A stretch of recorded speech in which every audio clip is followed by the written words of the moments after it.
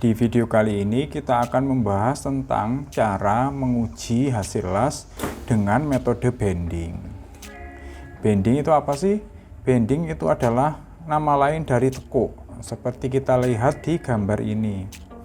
Ini adalah material yang akan kita uji, kemudian ini adalah perangkat alat bending yang akan ditekan hingga material ini menekuk. Seperti apa lengkapnya? Nah, kita akan bahas. Isi pembahasan kita kali ini adalah mengenai tentang DT dan NDT.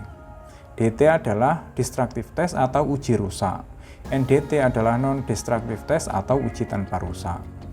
Kemudian tujuan dari pengujian ini itu apa nanti ya, apa yang akan kita dapatkan. Kemudian yang ketiga adalah persiapannya apa saja dan bagaimana. Keempat adalah jenis spesimen yang akan kita uji. Walaupun kita menguji hasil pengelasan, tetapi jenis spesimennya ada beberapa macam. Kemudian hasil yang kita dapatkan dari pengujian uji bending ini. Kita bahas dulu tentang skema pengujian. Skema pengujian ada non-destructive test atau uji tanpa rusak, ada juga destructive test atau uji rusak. Masing-masing ada 5 pembagian. Uji tanpa rusak ada visual, penetran, magnetik, ultrasonik, dan radiografi. Masing-masing kita akan buat pembahasannya di lain sesi. Kemudian dari destructive test ada tensile bending, hardness, mikro dan makro, dan juga uji impact. Untuk pembahasan kali ini kita akan fokus pada yang nomor 2 ini, yaitu uji bending atau uji tekuk. Persiapannya apa saja? Persiapannya pertama adalah mesin bending.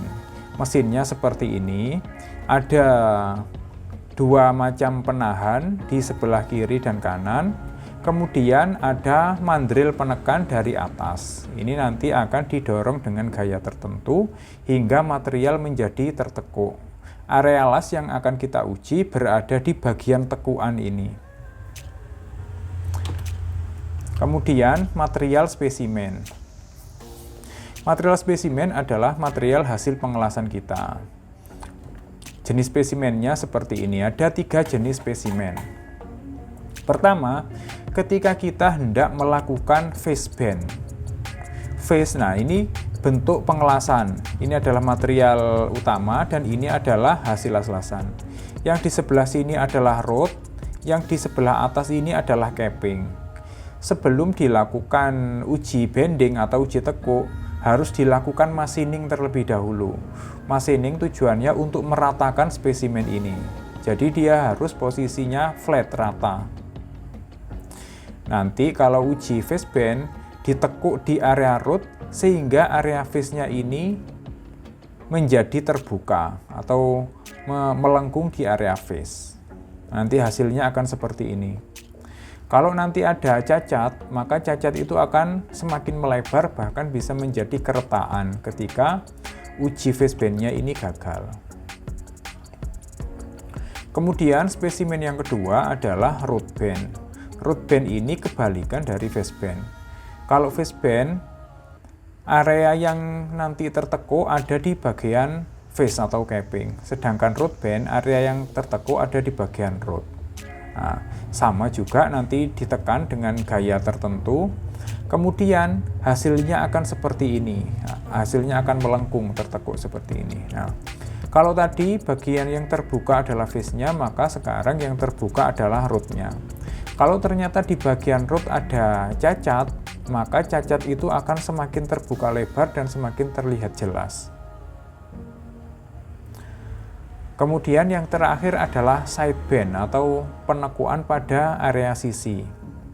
Kalau tadi 2 ini, yang pertama adalah di atas, yang root adalah di bawah. Nah, ini dari sisi samping.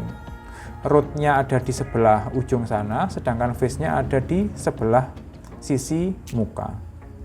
Kemudian dilakukan bending, nanti materialnya akan tertekuk seperti ini. Kemudian hasil apa yang didapatkan? Yang didapatkan adalah apakah ada cacat, atau cacat ini biasa disebut dengan opening kalau pada pengujian bending. Hasilnya nanti akan seperti ini.